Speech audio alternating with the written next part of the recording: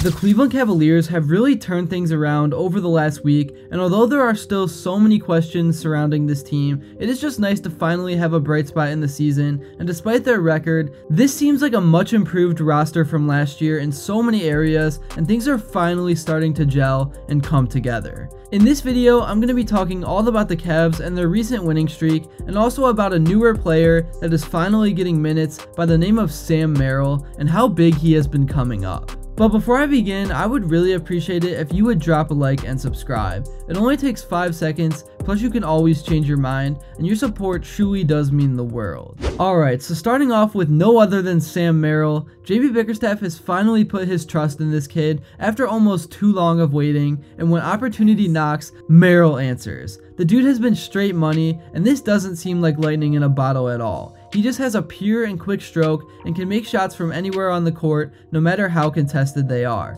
And the Cavs were missing a guy like this all of last year, and especially in the playoffs against the Knicks. And Merrill is not the only one. The Cavs also brought in Strus from the Heat, who has been a huge addition, and then Georges Niang from Philly, who can heat up at times, and when he's on, he's lethal as well. Really, the main problem of this season so far has been injuries, but even further than that, I just don't think Garland and Mitchell can play together, and it's so unfortunate because I really wanted it to work, and I don't want to get rid of either of them. But when they're on the court together, they're both ball dominant, and it's almost like they take away from each other rather than helping each other out, and the ball is just very stagnant as well. Like today, with both of them out, the offense was flowing, and the Cavs jacked up nearly 53 balls, and because of how fast they were moving the ball around, many of them were wide open, which is the reason for their super high percentage.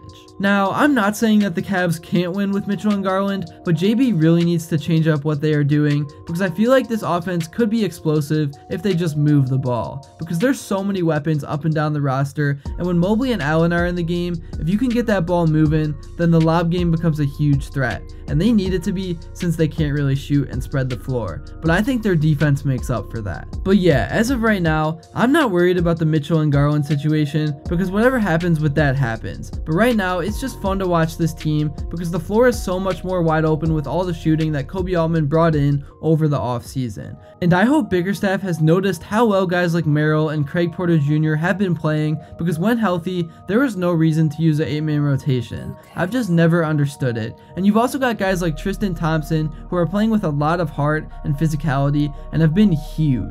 So yeah, even though the record does not show much about this team yet, I can see the little improvements from last year, and once everything comes together, I think this is going to be a very dangerous and fun team to watch in the East. Because one thing they definitely have that they didn't have a ton of last year is depth. Like when you can get Caris LeVert down to playing less than 20 minutes a game with both Mitchell and Garland out, you know you've got something good going. And I'm a fan of LeVert's game, but I just don't think he's a guy that you can rely on to run your offense. To me, he's more of a glue guy that is a stud on defense. And speaking of defense, a guy I want to talk about is Isaac Okoro, because he's always been known as an elite defender that will guard the best player on an opposing team, and he definitely still is, but he's starting to develop the ability to knock down wide open threes, and even though you still can't fully trust him yet, he's getting to the point where you have to guard him on the perimeter, and I know he's been working super hard on that every day, so it's great to see.